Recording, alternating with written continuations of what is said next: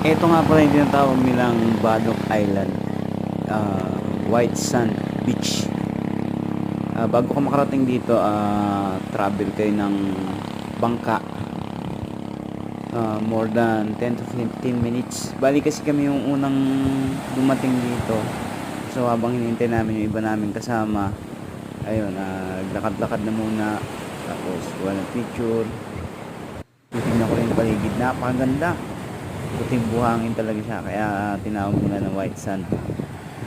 Tapos napakalino ng tubig, nakita mo yun. Grabe, ang ganda. Mapapawaw ka pagdating mo dito. Try nyo din puntahan pag napunta kayo ng Ilocos Norte. Napakaganda.